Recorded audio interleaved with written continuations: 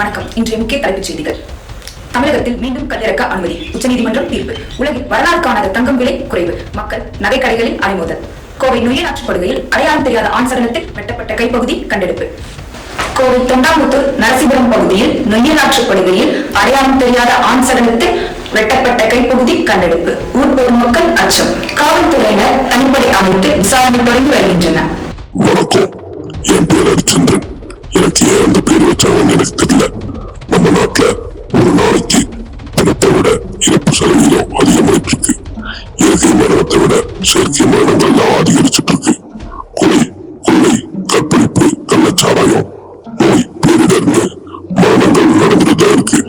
அப்படியான சில மரணங்களின் முடிவு என்னன்னு தெரியாம மறக்கடிக்கப்படுது.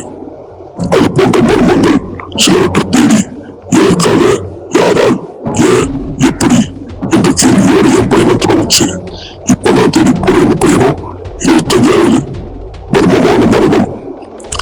இந்த வெட்டப்பட்ட கை யாரோடது, எதற்காக வெட்டப்பட்டுச்சு, அந்த நபர் உயிரோடு இருக்கிறாரா என்ற பல கேள்விகளுக்கு பதில் தேடி என்னோட பயணம் தொடர்ந்துதான் இருக்கும். பல சிக்கல்களை கடந்து